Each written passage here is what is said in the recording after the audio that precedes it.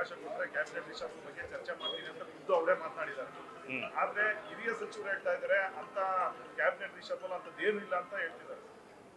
ನೋಡಿ, ಗೌರವಾನ್ವಿತ ಮುಖ್ಯಮಂತ್ರಿ ಹೇಳಿದ್ದಾರೆ ಅಂದರೆ ಅದ್ರ ಅರ್ಥ ಇರ್ತದೆ.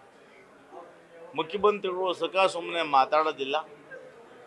ಹೈಕಮಾಂಡ್ ಅವರು ಹಿಂದೆ ಕೂಡ ಹೇಳಿದ್ರು, 2 ವರ್ಷದ ನಂತರ ನಾವು ಬೇರೆಯವ್ರಿಗೂ ಅವಕಾಶ ಮಾಡಿಕೊಡ್ತೀವಿ ಅನ್ನೋ ಮಾತನ್ನು ಹೇಳಿದರು. ಅದರಂತೆ ಗೌರವಾನ್ವಿತ ಮುಖ್ಯಮಂತ್ರಿಗಳು ಹೈಕಮಾಂಡ್ ಅನುಮತಿ ಕೊಟ್ಟರೆ ಮಾಡ್ತೀನೋ ಮಾತನ್ನು ಹೇಳಿದ್ದಾರೆ. ನಮಗೆ ಕೂಡ ಅನೇಕ ಬಾರಿ ರೀಶೇಪಲ್ ಮಾಡುವಾಗ ಹೊಸಬರಿಗೆ ಸುಮಾರು 12 ಜನ ಅವಕಾಶ ಮಾಡಿಕೊಡಿದ ಅನ್ನೋ ಮಾತನ್ನು ಕೂಡ ಸನ್ಮಾನ್ಯ ಮುಖ್ಯಮಂತ್ರಿಗಳು ಹೇಳ್ತಾ ಇದ್ದಾರೆ. ಸಹಜವಾಗಿ ಇರುತ್ತಲ್ವಾ, ಸಹಜವಾಗಿ ನಾನು ಕೂಡ ಸತತವಾಗಿ ಹೊರಗೆ ಗೆದ್ದಿದ್ದೇನೆ. ಜೊತೆಗೆ ಕೋಲಾರ ಜಿಲ್ಲೆಗೆ ವಿಶೇಷವಾಗಿ ನಮ್ಮ ಬಲಗೈ ಸಮುದಾಯಕ್ಕೆ ಸುಮಾರು 65 ವರ್ಷಗಳಿಂದ ಅವಕಾಶ ಕೊಟ್ಟಿಲ್ಲ.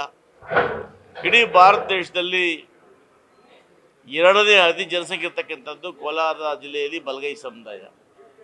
ಹೀಗಿದ್ದರೂ ಕೂಡ ಸುಮಾರು 65 ವರ್ಷಗಳಿಂದ ದಿವಂಗತ ಚೆನ್ನೈನವರ ನಂತರ ಇದ್ರೂ ಯಾರಿಗೂ ಅವಕಾಶ ಸಿಕ್ಕಿಲ್ಲ. ಹಾಗಾಗಿ ಜೊತೆಗೆ ಕೋಲಾರ ಜಿಲ್ಲೆಯಲ್ಲಿ ನಾನು ಸೀನಿಯರ್ ಇದ್ದೇನೆ, ಬಹುಶಃ ಅವಕಾಶ ಸಿಗ್ಬೋದು ಅಂತೇಳಿ ನನ್ನ ಒಂದು ಅನಿಸಿಕೆ.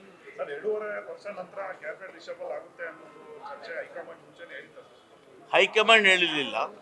ನಮಗೆ ಸಹಜವಾಗಿ ನಾವು ಮೊದಲನೇ ಬಾರಿ ಹೋಗಿ ಮಂತ್ರಿ ಸ್ಥಾನವನ್ನು ಕೇಳಿದಾಗ ಗೌರವಾನ್ವಿತ ರಾಷ್ಟ್ರದ ಕಾಂಗ್ರೆಸ್ ಪಕ್ಷದ ಅಧ್ಯಕ್ಷರಾಗಿರ್ತಕ್ಕಂಥ ಮಲ್ಲಿಕಾರ್ಜುನ ಖರ್ಗೆ ಸಾಹೇಬರು, ಗೌರವಾನ್ವಿತ ಮುಖ್ಯಮಂತ್ರಿಗಳಾಗಿರ್ತಕ್ಕಂಥ ಸಿದ್ದರಾಮಣ್ಣ ಸಾಹೇಬರು ಮತ್ತು ನಮ್ಮ ಗೌರವಾನ್ವಿತ ಉಪಮುಖ್ಯಮಂತ್ರಿ ಆಗಿರ್ತಕ್ಕಂಥ DK ಶಿವಕುಮಾರ್ ಸಾಹೇಬರು ಕೂಡ 2ನೇ ಅವಧಿಗೆ ನೋಡೋಣ, ಅವಕಾಶ ಮಾಡಿಕೊಂಡ ಮಾತನ್ನು ಕೂಡ ಹೇಳಿ ನಮಗೆ ಆ ಸಂದರ್ಭದಲ್ಲಿ ನಿಗಮ ಮಂಡಳಿಯನ್ನು ಕೊಟ್ಟಿದ್ದು.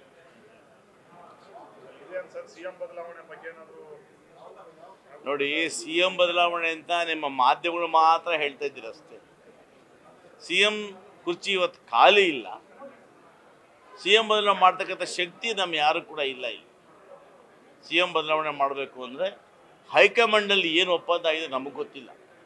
ನಮ್ಮ ಮಟ್ಟಕ್ಕಂತೂ ಸಿದ್ದರಾಮಣ್ಣ ಇದ್ದಾರೆ. ಈಗ CM ಕುರ್ಚಿ ಖಾಲಿ ಇಲ್ಲ, ಮುಂದೆ ತೆರವಾದರೆ ಆ ಪ್ರಯತ್ನ ನಡೀಬಹುದು. Thank you sir. ಅಭಿಪ್ರಾಯ ಪಡೆಯದೆ ಹೈಕಮಾಂಡ್ ಏಕಪಕ್ಷೀಯವಾಗಿ ನಿರ್ಧಾರ ತೆಗೆದುಕೊಂಡ್ರೆ ತಾವೆಲ್ಲ ಸ್ವಾಗತ ಮಾಡ್ತೀರಾ?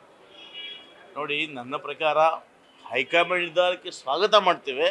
ಆದರೆ ಹೈಕಮಾಂಡು ಶಾಸಕರ ನಿರ್ಧಾರವನ್ನು ಬದಿಗೊತ್ತಿ ತೀರ್ಮಾನ ತಗೊಳ್ಳೋದಿಲ್ಲ ಅನ್ನೋ ನನ್ನ ಭಾವನೆ. Thank you sir.